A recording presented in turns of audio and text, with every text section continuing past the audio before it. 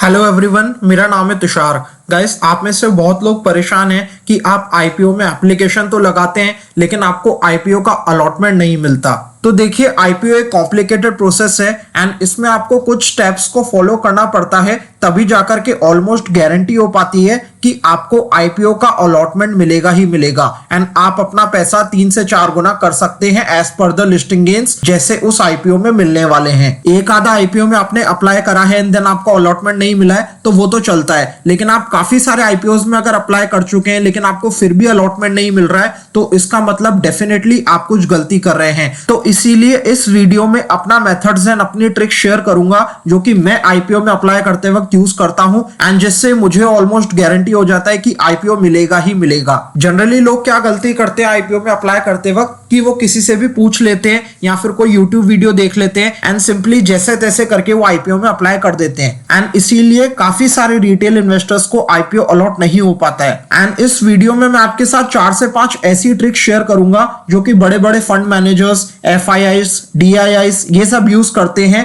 And जिससे उन्हें almost IPO allot होने की गारंटी हो जाती है। एंड इन्हीं ट्रिक्स का, इन्हीं मेथड्स का यूज करके वो सालाना बहुत ही अच्छा पैसा बनाते हैं आईपीओ से एंड सालाना आप भी 3 से 4 लाख रुपए आईपीओ से इजीली कमा सकते हैं। बस उसके लिए आपको इस वीडियो को कंप्लीटली एंड तक वॉच करना है। अगर आपने इस वीडियो को कंप्लीटली एंड तक वॉच नहीं किया एंड सिंपली बस जैसे तैसे आईपीओ में अप्लाई करते गए तो डेफिनेटली आपको आगे भी आईपीओ अलॉट नहीं होगा। तो इसीलिए सिंपली इस वीडियो को कंप्लीटली एंड तक वॉच कीजिए एंड जो जो चीजें मैं इस वीडियो में बता रहा हूं उसे प्रॉपर्ली फॉलो कीजिए, देन डेफिनेटली आईपीओ आपको अलॉट होगा ही होगा, इसकी ऑलमोस्ट गारंटी है। तो चलिए अब हम वीडियो पे चलते हैं एंड वीडियो में आगे बढ़ने से पहले मैं एक चीज कहना चाहूंगा कि अगर आप इस चैनल पर पहली बार विजिट कर रहे हैं तो अभी इस चैनल को सब्सक्राइब करें एंड बेल आइकन को प्रेस करना ना भूलें ताकि आपको इसी तरीके की वीडियोस के नोटिफिकेशंस आगे भी आसानी से मिलते रहें। तो अब हम सबसे पहले ये देख लेते हैं कि आपको आईपीओ में अलॉटमेंट चांसेस बढ़ाने के लिए उस आईपीओ की क्या क्या चीजें देखनी होती हैं। तो सबसे पहली चीज जो आपको देखनी है वो है आईपीओ का issue size. And issue size क्या होता है? तो इशू साइज का मतलब ये होता है कि कंपनी आईपीओ के बदले में मार्केट से कितना पैसा उठाना चाह रही है। अब एक डाउट काफी सारे लोगों के माइंड में आएगा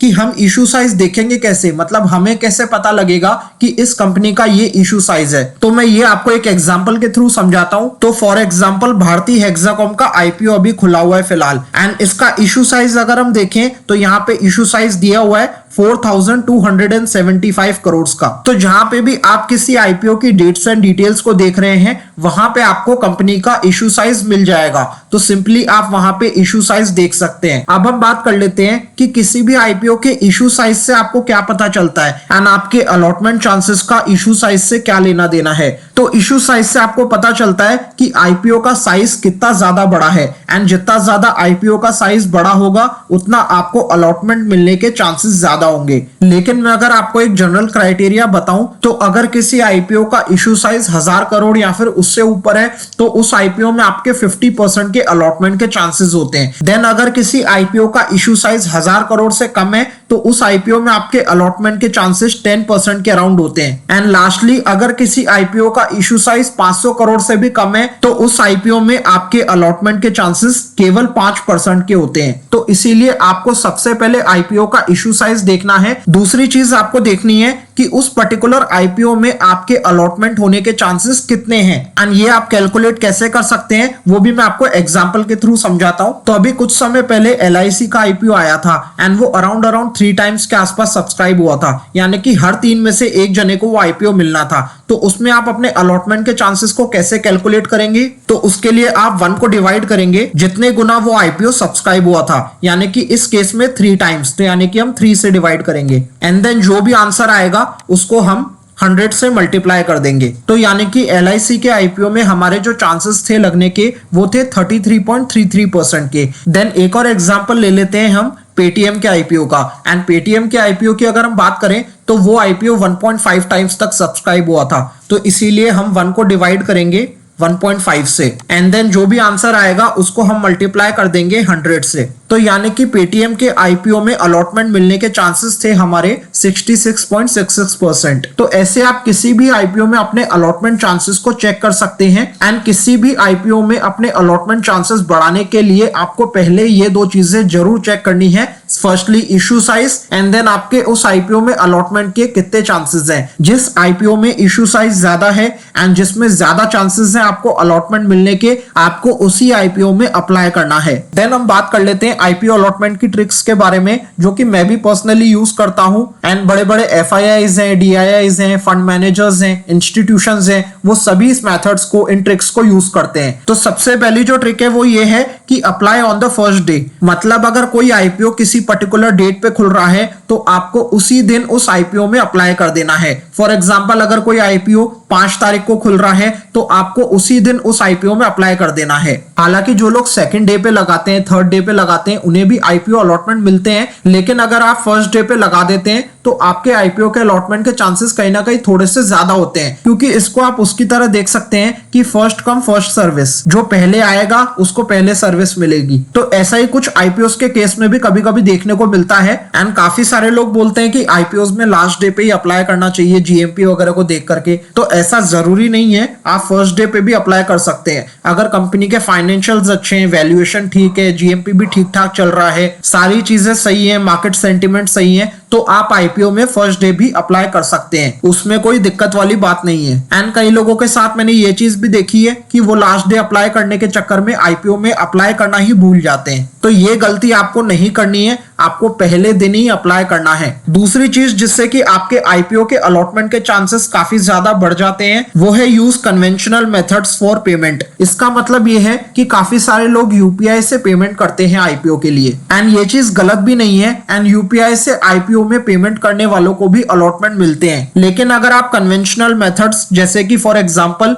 इंटरनेट बैंकिंग को यूज करते हैं तो आपके अलॉटमेंट के चांसेस कहीं ना कहीं ज्यादा बढ़ जाते हैं, क्योंकि वो एक ट्रेडिशनल मेथड है पेमेंट का जो कि बहुत पहले से चला आ रहा है। यूपीआई का यूज हमें फिलहाल अभी पिछले कुछ सालों से ही होता हुआ दिखा है। तो इसीलिए अगर आप किसी भी आईपीओ में अलॉटमेंट के चांस को बढ़ाना चाहते हैं तो कोशिश करके कन्वेंशनल मेथड से ही पेमेंट कीजिए। फॉर एग्जांपल इंटरनेट बैंकिंग को आप यूज कर सकते हैं। तीसरी ट्रिक है अप्लाई 2 लॉट्स। देखिए गाइस, काफी सारे लोग आईपीओ में अप्लाई करते वक्त ये गलती करते हैं कि वो एक ही अकाउंट से काफी सारे लॉट लगा देते हैं, मतलब 5-6 लॉट, 10 लॉट, 7 लॉट। एंड यही सबसे बड़ी गलती होती है। आईपीओ का अलॉटमेंट प्रोसेस काम कैसे करता है वो मैं आपको बताता हूं। तो जैसे ही आप आईपीओ के लिए अप्लाई करते हैं, देन रजिस्ट्रार के पास एप्लीकेशन जाती है, एंड आपके जैसे ही काफी सारे लोगों ने उस आईपीओ में अप्लाई करा होता है। एंड रजिस्ट्रार यही कोशिश करता है कि सबको पहले तो एक एक लॉट दे दिया जाए अलग अलग पैन कार्ड पे। एंड देन अगर आईपीओ के लॉट्स एक बार बांटने के बाद बच जाते हैं, देन चलता है second round. And second round में भी यही सेम प्रोसेस चलता है, यानी कि जितने भी अलग अलग पैन कार्ड्स वाले इन्वेस्टर्स हैं उन सभी को एक एक लॉट दे दिया जाता है। तो इसीलिए अगर आईपीओ ओवर सब्सक्राइब हुआ है तो उस केस में आईपीओ में मल्टीपल लॉट्स अप्लाई करने से कुछ भी नहीं होगा, आपको केवल और केवल एक ही लॉट मिलेगा। लेकिन फिर भी मैंने यहाँ पे लिखा है अप्लाई फॉर 2 लॉट्स। आप ट्राई कर सकते हैं कि आप 2 लॉट अप्लाई कर सकते हैं एक ही अकाउंट से, क्योंकि कई बार ये भी देखने को मिलता है कि आपको एक ही अकाउंट में 2 लॉट मिल जाते हैं। लेकिन अगर कोई आईपीओ भारी मात्रा में ओवर सब्सक्राइब हुआ है तो उसमें ऐसा नहीं होता है, उसमें आपको केवल और केवल एक ही लॉट मिलेगा, वो भी बहुत मुश्किल से। चौथी आईपीओ अलॉटमेंट की जो ट्रिक है वो ये है कि use different pan cards. Guys, मेरा एक फ्रेंड था जो कि काफी सारे आईपीओ में अप्लाई कर रहा था, लेकिन उसे कोई भी आईपीओ अलॉट ही नहीं हुआ। ऐसा 30 से 35 आईपीओ में हो चुका था। एंड जब मैंने उसके आईपीओ के एप्लीकेशन को चेक करा तो मैंने उसमें यही गलती पाई कि उसने एक ही पैन कार्ड से काफी सारी एप्लीकेशंस लगा रखी थी। मतलब उसने मल्टीपल अकाउंट्स को यूज करा था। एक अकाउंट एंजल वन पे बना लिया, एक अकाउंट जेरोधा पे बना लिया, एक अकाउंट उसने अपस्टॉक्स पे बना लिया। एंड सभी जो ये अकाउंट्स उसने बनाए हैं वो सेम पैन कार्ड पे बनाए हैं, एंड सभी में वो सेम आईपीओ पे एक एक एप्लीकेशन लगाता जा रहा था। एंड इसी वजह से हर बार उसकी आईपीओ की एप्लीकेशन रिजेक्ट हो रही थी। एंड ये गलती आपको नहीं करनी है।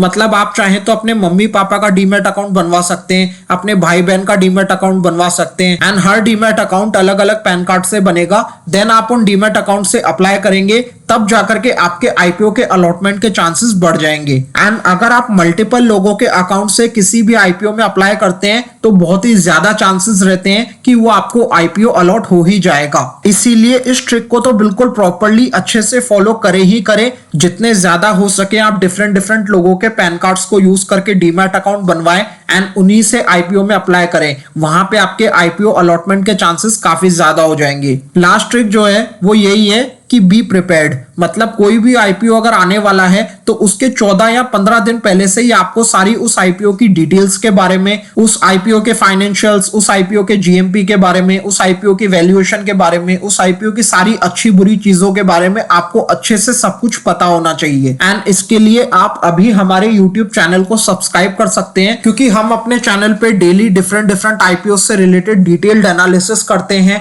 उनके बारे में डिटेल में समझाते हैं, देन अपना डिसीजन भी बताते हैं कि हम इस आईपीओ में अप्लाई करेंगे या फिर नहीं। सारी चीजें हम डिटेल में डिस्कस करते हैं। तो आप हमारे चैनल को सब्सक्राइब कर सकते हैं, वहां से आपको पूरी इंफॉर्मेशन मिल जाएगी किसी भी आईपीओ के बारे में। एंड गाइस, ये जो अलॉटमेंट की ट्रिक्स हैं इन्हें मैं पर्सनली भी यूज करता हूं, इसीलिए मैं आपको कह सकता हूं कि ये सारी की सारी ट्रिक्स बहुत ही असरदार है एंड इससे आपके किसी भी आईपीओ में अलॉटमेंट के चांसेस डेफिनेटली बढ़ जाते हैं। तो इसीलिए इन ट्रिक्स को डेफिनेटली फॉलो करें एंड देन हमें कमेंट सेक्शन में लिख करके जरूर बताएं कि आप में से कितने लोगों को ये ट्रिक्स हेल्पफुल लगी एंड आप में से कितने लोगों को इन ट्रिक्स की मदद से आईपीओ अलॉटमेंट मिला है। आई होप गाइस आपको ये वीडियो अच्छी लगी होगी। अगर सचमुच अच्छी लगी है तो इसे डेफिनेटली लाइक करें एंड इसी तरीके की वीडियोस आपको आगे भी आसानी से मिलती रहे नोटिफिकेशंस के थ्रू। उसके लिए अभी हमारे चैनल को सब्सक्राइब करें एंड बेल आइकन को प्रेस करना ना भूलें।